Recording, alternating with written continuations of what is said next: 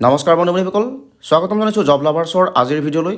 আজি লৈছোঁ আপোনালোকৰ এটি বিশেষ আৰু গুৰুত্বপূৰ্ণ খবৰ। মুখ্যমন্ত্ৰী হিমন্ত বিশ্ব শৰ্মা ডাঙৰীয়াই তেখেতৰ ফেচবুক পেজ যোগে আপোনালোকৰ এটি সুখবৰ কঢ়িয়াই আনিছে আৰু তেওঁ তেখেতৰ ফেচবুক পেজত লিখিছে আন এক সুখবৰ।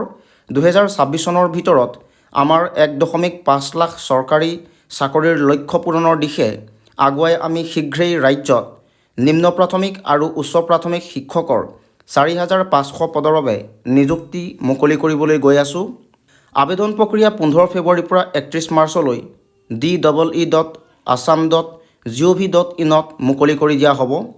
তো বন্ধু-বান্ধৱীসকল, আপোনালোকলৈ এটি বিশেষকৈ সুখবৰ, কাৰণ 2026 চনত 1.5 লাখ চৰকাৰী চাকৰিৰ লক্ষ্য পূৰণৰ হেতু মুখ্যমন্ত্ৰীয়ে আপোনালোকক ঘোষণা কৰিছে যে নিম্ন প্ৰাথমিক আৰু উচ্চ প্ৰাথমিক শিক্ষকৰ বাবে 4,500 পদৰ নিযুক্তি মুকলি কৰিবলৈ গৈ আছে আৰু এই নিযুক্তি আপোনাৰ 15 ফেব্ৰুৱাৰীৰ পৰা 31 মাৰ্চলৈকে আবেদন প্ৰক্ৰিয়া চলি থাকিব DEE.assam.gov.in ত।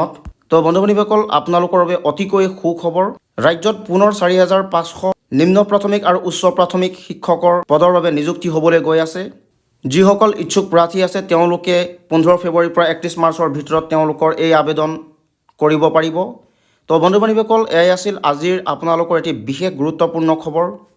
বন্ধু-বান্ধৱীসকল, ভিডিঅ'টি চাই কেনে পালে জনাব, আৰু যদি ভিডিঅ'টি চাই ভাল লাগিল আৰু ভিডিঅ'টি আপোনাক অকণমান হ'লেও সহায় কৰিছে তে লাইক আৰু শ্বেয়াৰ কৰি দিব, আৰু এনে কিছু নতুন নতুন চাকৰিৰ বিষয়ে জানিবলৈ মোৰ লগত জড়িত হৈ থাকিব আৰু মোৰ চেনেলটিক ছাবস্ক্ৰাইব কৰি ল'ব। এনে কিছু নতুন নতুন চাকৰিৰ বিষয় লৈ পুনৰ এটি নতুন ভিডিঅ'ত লগ পোৱাৰ আশাৰে ধন্যবাদ।